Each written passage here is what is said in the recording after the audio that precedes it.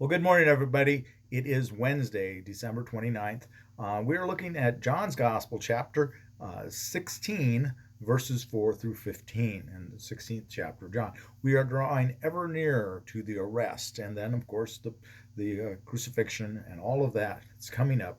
And so Jesus is continuing to prepare the disciples for what's to come. Not only the arrest and all of that struggle and strife, but what comes after he ultimately goes from this world, the ascension.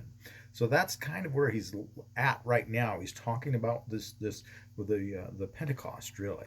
So let's look at verses 4 to 15 in the 16th chapter. But I have said these things to you so that when their hour comes, you may remember that I told you about them. I did not say these things to you from the beginning because I was with you. But now I am going to him who sent me, yet none of you asked me, where are you going? But because I have said these things to you, sorrow has filled your hearts. Nevertheless, I tell you the truth. It is to your advantage that I go away. For if I do not go away, the advocate will not come to you. But if I go, I will send him to you. And when he comes, he will prove the world wrong about sin and righteousness and judgment. About sin, because they do not believe in me. About righteousness, because I am going to the Father, and you will see me no longer. About judgment, because the ruler of this world has been condemned. I still have many things to say to you, but you cannot bear them now.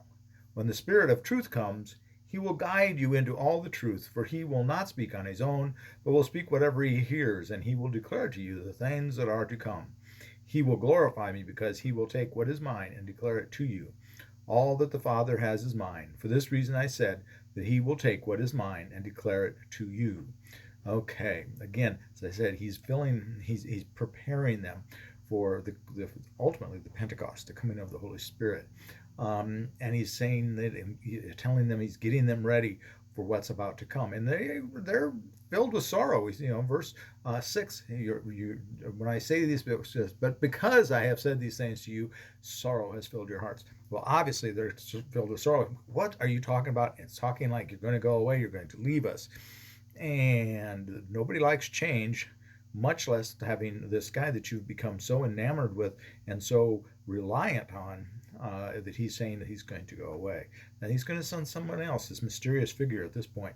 This paraclete is what they're talking about. The paraclete, the advocate, is what they translate that paraklito into the word advocate. And of course, now here he has more roles as paraclete that they talk about. He will prove the world wrong about sin, and he will be judging the world about sin because they do not believe in me, in Jesus. The world does not believe in me. That's the greatest sin, is to deny Christ.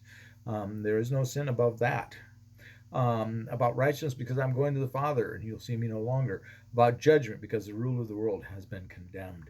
He's talking about that this world is, God has judged the world and the way the world works.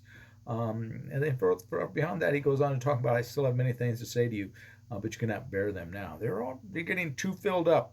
Some of these things are going to have to wait to be fleshed out as the Spirit comes. And of course, much of that, again, as we've talked about before, comes through the teaching and the guidance that the Spirit gave to Paul. The Spirit filled Paul, and Paul then has, of course, fleshed out much of the New Testament. Is the writing of Paul, as I've said, were Paul's followers.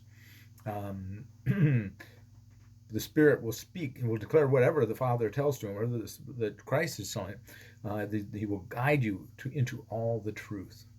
So, and then he will take what is mine and declare it to you. So this, whatever the Spirit is giving you, truly of people speaking and they're feeling the pull of the Spirit. But we have to discern that, because unfortunately many people will claim to be speaking for the Spirit, and it's a rarity.